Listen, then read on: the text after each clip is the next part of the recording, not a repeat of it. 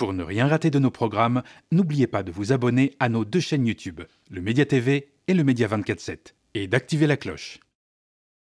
Dans l'hémicycle, c'est là où on décide de la vie des gens. Vraiment, ça m'a vraiment choqué de voir beaucoup de choses que les députés n'ont pas votées pour le peuple. Le problème de la France, ce n'est pas les immigrés, il y a le vrai problème, c'est la solidarité. Il faut qu'on soit solidaire pour se soutenir ensemble, parce que la lutte, elle paye. L'union fait la force. Soyons ensemble et n'oublions pas le 10 septembre.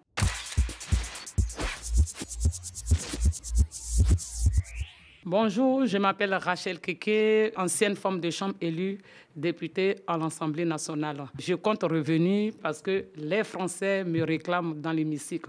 Je vois souvent sur les réseaux sociaux mes vidéos qui circulent où je disais « Qui a déjà touché 900 €, 1000 €? Personne !» Personne. C'est pour ça que vous, pas moi, je ne vous ai pas dit par jour, pas moi. Qui a déjà touché 800 €, 900 € par mois? Personne. Vous savez pas ce que c'est. Vous ne savez pas la souffrance des métiers essentiels. Quand vous demandez une augmentation des salaires, vous parlez. Vous n'avez rien à faire ici. Et jusqu'à aujourd'hui, cette vidéo, elle tourne encore sur les réseaux sociaux.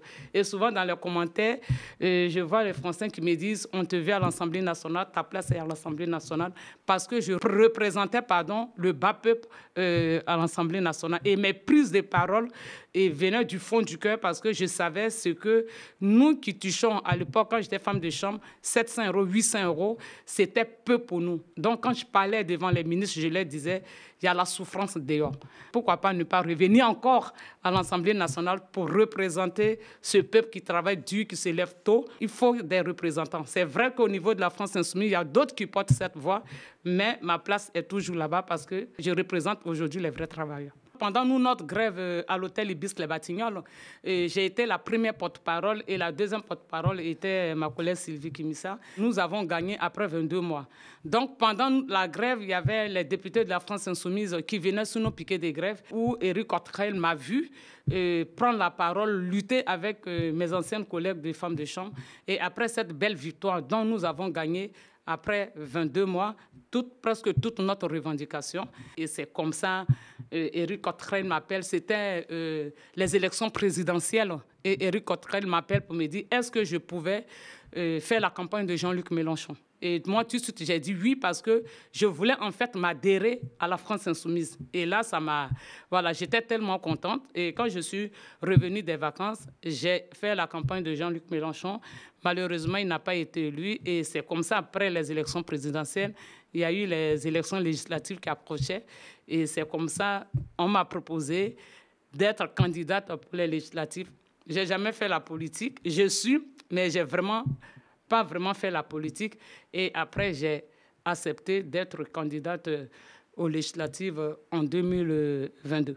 Quand je suis devenue députée, déjà, c'était magnifique. Je ne m'attendais pas à ça. C'était vraiment une belle histoire. Ma famille, mes amis, tout le monde était content. Et le parti politique où j'étais, tout le monde était vraiment heureux que je sois élue à l'Assemblée nationale. Mais arrivant à l'Assemblée nationale, je comprends qu'il y a beaucoup de choses qui ne vont pas au niveau du gouvernement, de ceux qui sont au pouvoir. Parce que quand je vois que les gens souffrent, et que le peuple vote des représentants pour les amener à l'Assemblée nationale, je vois que c'est pas ça. Donc, lors de notre niche parlementaire, où on devait augmenter le SMIC à 1 500 €, et là, on était vraiment dans le débat. Et là, je vois le parti de l'extrême droite et de la droite qui ne voulait pas qu'on augmente le SMIC à 1 500 €. Et moi, je me dis, mais attendez, bon, les gens là-bas, ils touchent 600, 700, 800, 1 000 € par mois. Mais pourquoi ici, il y a 3 boutons devant nous, en fait? Il y a pour, il y a contre et il y a l'intention. Bon, pourquoi ne pas appuyer pour que le salaire des gens augmente? Les gens vont être heureux, au moins on a voté pour des gens pour nous représenter. Mais au moment de notre niche où on débattait pour que le salaire des gens augmente, mais en fait de compte, la droite et l'extrême droite n'étaient pas d'accord. Et là, je me suis dit, mais Je rêve ou quoi en fait? Je me dis, mais on est où? Dans l'hémicycle, c'est là où on décide de la vie des gens. Vraiment, ça m'a vraiment choqué de voir beaucoup de choses que les députés n'ont pas voté pour le peuple. Comment j'ai été accueillie quand je suis arrivée à l'Assemblée nationale? Déjà, bon, bien, mais de la droite et de l'extrême droite, surtout quand même un peu de mépris, parce que peut-être que je me disais qu'ils ne s'attendaient pas qu'une femme de chambre noire de surcroît, une femme noire qui arrive à l'Assemblée nationale comme ça, mais bon, ils n'avaient pas le choix. Parce que les Français ont voté pour moi, il fallait que j'aille les représenter en fait. Donc, ils étaient obligés de m'accepter comme ça, même pour dire, j'ai vu le mépris, pas dans l'hémicycle, mais un peu en dehors de l'hémicycle, c'est-à-dire souvent quand on pose des questions aux députés macronistes qui me rabaissaient, et souvent, quand nous sommes en commission d'affaires sociales, ils disent que quand je parle, ils n'attendent pas. Bon, moi je parle, je lis, vous n'attendez pas. Mais en plus, derrière, quand je parle, vous discutez, vous murmurez. Et un jour, je me suis dit, quand je suis arrivée, j'étais en train de lire mon texte et après, j'attends les bavardages. Je leur ai dit, si vous voulez entendre ce que je dis, taisez-vous. Taisez-vous, comme ça, vous allez entendre. Parce que quelqu'un, quand vous dites que la personne parle et que vous n'entendez pas, et en plus de ça, vous bavardez, mais comment vous pouvez entendre ce que je lis? Donc, taisez-vous et vous allez entendre ce que je suis en train de dire. Il y avait ce genre de mépris un peu, mais bon, comme j'ai dit, je suis une guerrière, je suis passée, voilà, j'étais là-bas. Pourquoi est-ce que les Français m'ont amené? Je faisais le travail du parlementaire. Quand nous avons gagné cette grève qu'on a menée pendant 22 mois et qu'on a eu cette belle victoire, je me suis dit, il faut que ça serve d'exemple à beaucoup de personnes. Il faut que ça serve d'exemple à tous ces travailleuses et ces travailleurs qui sont mal payés, qui sont méprisés, qui sont écrasés, parce que c'est comme ça qu'on peut nous attendre. C'est comme ça qu'on peut arracher notre victoire et notre dignité. Dans cette grève, dans cette lutte, c'est comme ça. Donc, ça représente un peu notre histoire, mais comme elles n'ont pas vraiment tout, parce que nous, on a eu quand même 99% de toute notre revendication, sauf l'internalisation. Aujourd'hui, à l'hôtel Ibis Les Batignolles, de 800 € à 1 000 €, les femmes sont payées aujourd'hui à 1 800, certains à 2 000 € de salaire. Donc, vous voyez que la lutte, le combat, ça change beaucoup de choses. Donc, elles ont gagné, mais je préfère aussi que ça s'élargit dans surtout dans la sous-traitance du ménage ou bien dans d'autres secteurs d'activité. Et pour qu'ils peuvent gagner cette grève ou bien ce combat qu'ils vont faire.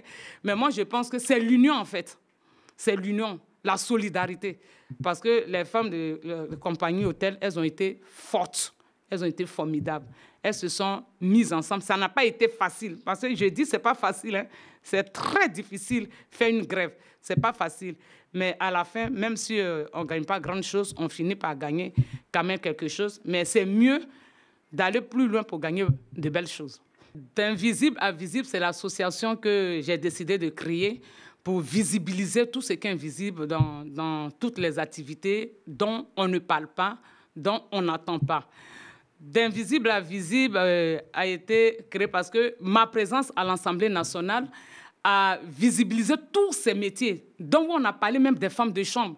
Et on a vu aussi pendant la réforme des retraites des éboueurs. Parce que quand il y a des mouvements, on essaie de visibiliser les métiers qui sont vraiment pénibles et qui sont vraiment difficiles. Quand j'étais à l'Assemblée nationale, je voulais faire une commission d'enquête sur la sous-traitance.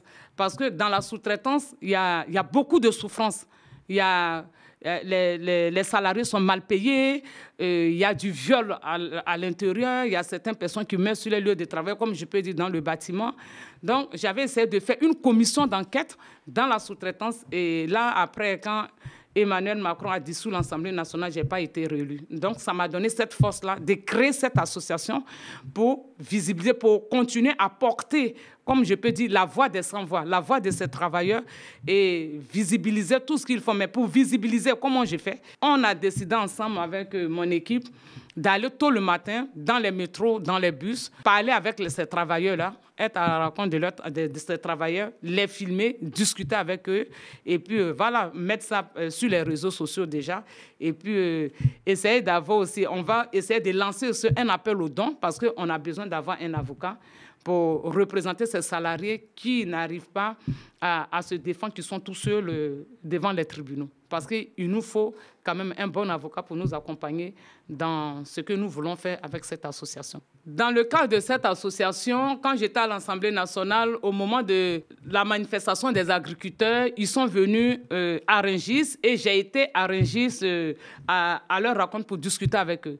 Et je suis rentrée en contact avec eux, j'ai échangé les coordonnées avec un des agriculteurs qui m'a dit « C'est vrai que vous venez nous voir aujourd'hui, mais je pense que ça ne suffit pas de venir nous voir et discuter. C'est mieux de venir sur le terrain pour comprendre la souffrance des agriculteurs. » Donc, c'est comme ça que j'ai décidé d'aller dans le 44 pour aller à la rencontre des agriculteurs sur le terrain pour comprendre la souffrance des agriculteurs. J'ai vu la majorité des fermiers fermes. D'ici 5 ans, on n'aura plus de bétail pour se nourrir.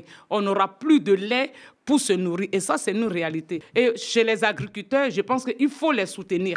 Et moi, je leur ai dit, il faut qu'ils s'adhèrent à cette association d'Invisible à Visible pour qu'on puisse ensemble lutter et aller de l'avant. Parce que sans l'union, sans la solidarité, ne pas dire les choses cachées, parce qu'il y a beaucoup de personnes qui ne savent pas ce qui se passe dans le monde agricole, mais il y a des choses qui ne vont pas.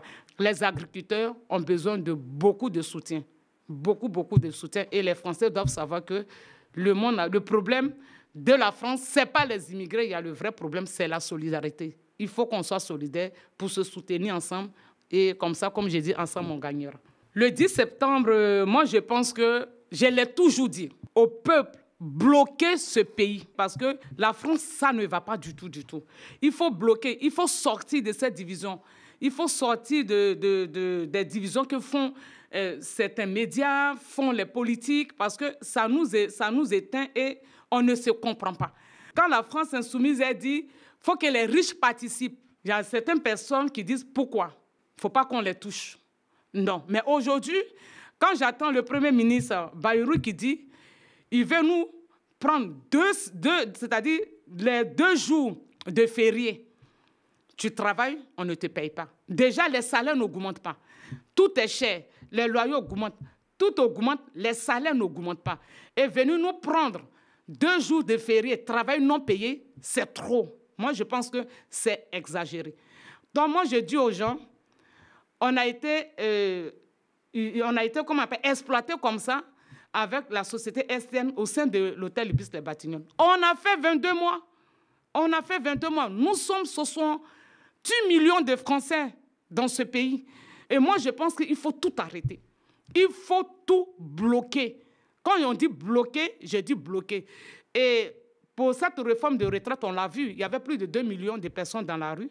Mais qu'est-ce qui n'a pas marché? Je pense que les choses n'ont pas marché parce qu'il y a d'autres personnes qui n'ont pas été trop solidaires à cette manifestation. Moi, je pense qu'il faut qu'on soit solidaires. Et d'où j'appelle les agriculteurs, les routiers, les taximètres, même les femmes de chambre, les femmes de ménage, à se mettre ensemble pour faire un bloc.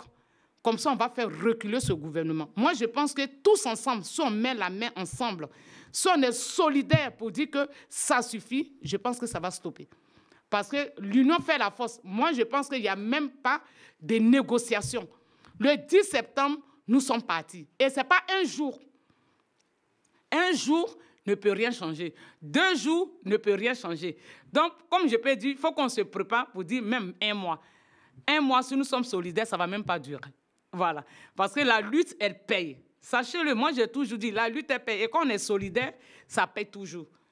Ce que je vais dire aujourd'hui au président Emmanuel Macron, il faut qu'il comprenne que le peuple souffre. Il faut qu'il se mette lui-même à la place du peuple. Il ne faut pas qu'il soit trop dur envers ce peuple qui est déjà en souffrance. Les gens n'arrivent plus à finir les fins du mois. Il faut qu'ils soient conscients de ça. Et là aussi, j'ai dit aussi à Emmanuel Macron de revoir Bruno Retailleau au niveau de la préfecture. Parce qu'aujourd'hui, il y a des familles qui se retrouvent sans papier, des familles qui perdent leur travail, des étudiants qui n'arrivent plus à renouveler les titres de séjour parce que Bruno Retailleau a bloqué tout et à la préfecture, on ne peut pas avoir accès à des rendez-vous pour pouvoir renouveler les papiers de certaines personnes. Donc, c'est le message que je vais apporter à Emmanuel Macron. Il faut qu'il soit un peu humain. Donc, je dis à tous les travailleurs de France, il faut se mettre ensemble. Il faut lutter parce que le système nous écrase. Nous sommes puissants tous ensemble. Nous sommes forts tous ensemble. Ne nous sous-estimons pas. Ne nous divisons pas. Plus nous sommes divisés, plus la machine, elle nous écrase. L'union fait la force. Soyons ensemble et n'oublions pas le 10 septembre. Pas un jour, jusqu'à ce que Bayrou retire les 2 jours qu'il veut nous prendre.